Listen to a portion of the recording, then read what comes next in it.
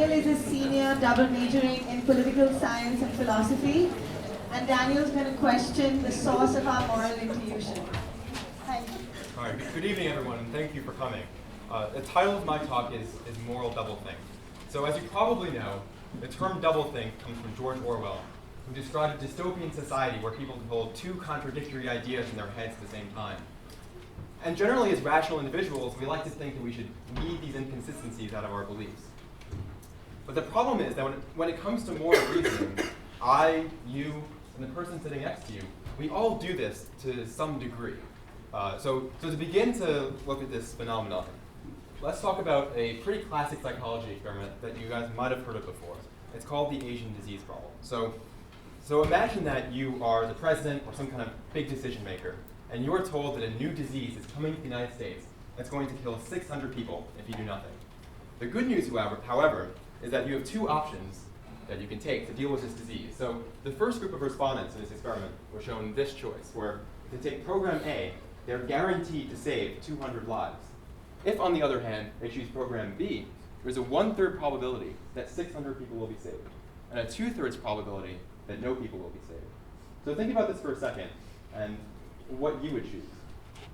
It turns out that respondents faced with this choice overwhelmingly choose program A, as many of you would likely agree. That people really seem to value that certainty of saving those 200 people, especially at the point where with program B, it's more likely than not that everyone's going to die. So the second group of respondents, on the other hand, was shown this. If they take program B, or program A rather, 400 people are going to die. If they take program B, there's a 1/3 probability that nobody will die, and a 2/3 probability that 600 people will die. So it turns out that overwhelmingly, presented like this, people will choose program B. So the problem here should be obvious to everyone, that these two are literally the exact same thing.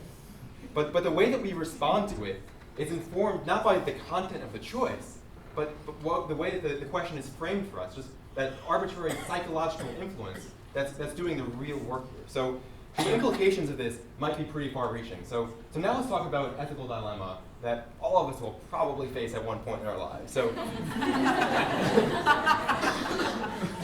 this is called the trolley problem. So it's pretty straightforward. There's a train that's hurtling down the tracks, it's out of control, no one can stop it.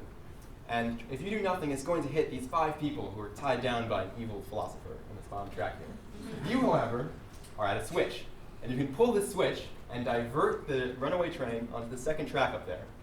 However, unfortunately, there's one person tied down there. Okay, so think about this for a second, and let's do a quick show of hands. Who thinks that you should divert the train onto the second track?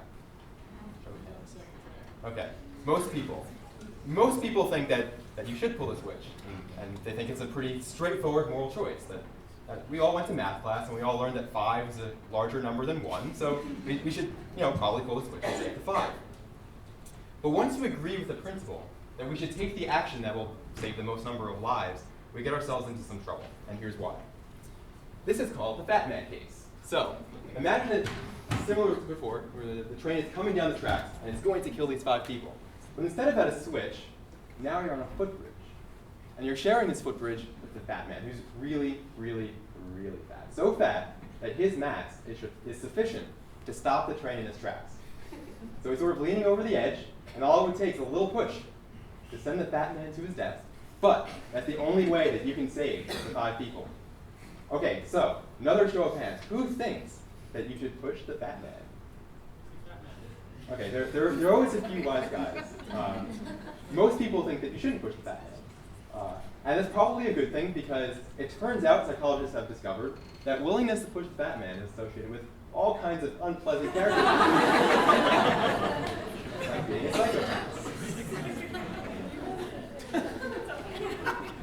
But our inconsistency here is really interesting, right? Because in the first case, we were totally willing to make that sacrifice, 1 person for the 5, but not so in the second case. So it could be that these 2 cases are really just the exact same thing. And kind of like the Asian disease problem, they're identical, but the way the question is framed pushes our intuitions in different directions. But most people want to say there's some kind of crucial difference between these 2 cases. So for example, a lot of people go straight for, okay, maybe it's the act of pushing. Well, if that's what you're going to go for, then you have to account for cases maybe like this, where instead of you're being on the bridge with Batman, maybe you're at a lever that will spring a trap door on the footbridge that will send the Batman to its death. So for people who didn't want to push the Batman before, does anyone think that now it's okay to? Okay, there's some people, but for most people, this still isn't good enough. That it can't possibly be the act of pushing itself. So lots of really smart people have tried to come up with a solution to the trolley problems to vindicate our intuitions in both of these directions. But usually you can respond by creating some kind of new puzzle like this one, or you can also say, like, listen, every person has its price. Instead of 5 lives on the track, maybe it was 10 lives, or 100 lives, or 1,000 lives. And whatever distinction you want to offer, is it good enough to account for any number of lives under the footbridge? Or do you want to draw the line somewhere? And where do you draw that line, and why do you draw it there? Is there some non-arbitrary way to do that? So scientists have actually studied people responding to the trolley problem. They've done fMRI scans of people responding to both dilemmas. And their findings are really interesting. It turns out that when we're responding to the first problem, we're using the rational parts of our brain. We're making a reasoned decision. But with the second problem, with the Batman, we're using emotional centers of the brain that we weren't using on the first case. So some scientists have hypothesized that this suggests that the Batman case is so much more personal. So we create this sort of instantaneous emotional connection to the man that renders us unable to push him to his death, as it were. So the question then is, what does that mean? So what if one choice is emotional and one choice is not? So one might say, okay, maybe our emotions are a good guide to moral truth. Well, it turns out that our emotions about personal versus impersonal situations land us with some pretty serious doublethink. So in 2007, Paul Slovic did a really interesting experiment on charitable giving. And he found that our ability to care morally is really distorted for groups larger than one person. That our ability to care tops off at one single identifiable individual.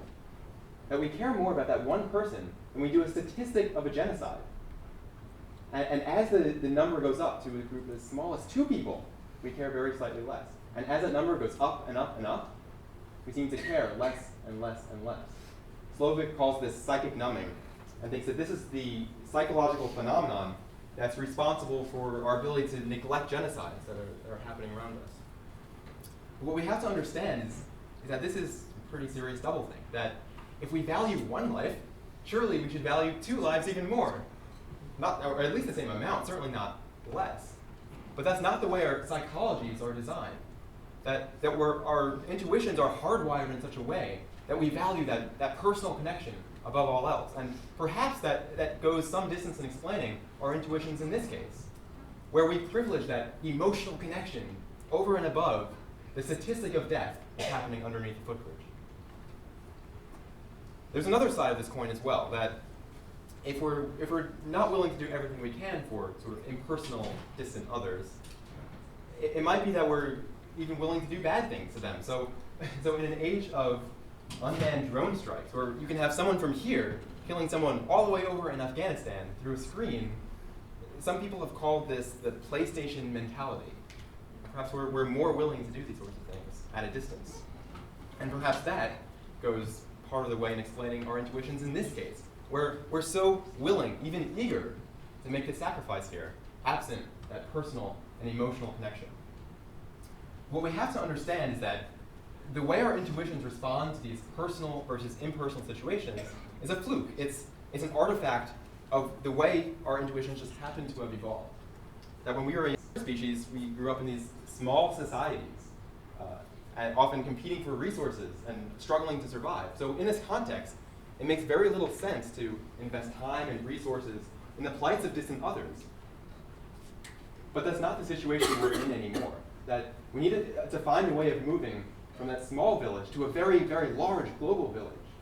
But the problem is that our moral intuitions, our moral psychology, is stuck in an outdated evolutionary context, one that privileges reciprocity and seeing someone who's close to you and helping that person instead of someone who's very far away.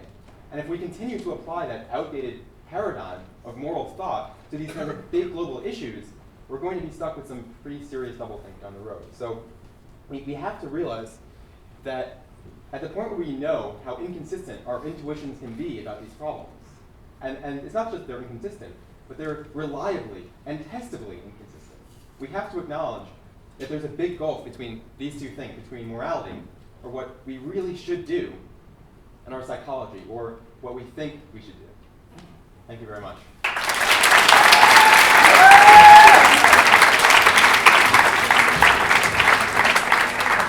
Thank you, Daniel. We now have Jackie Gonzalez.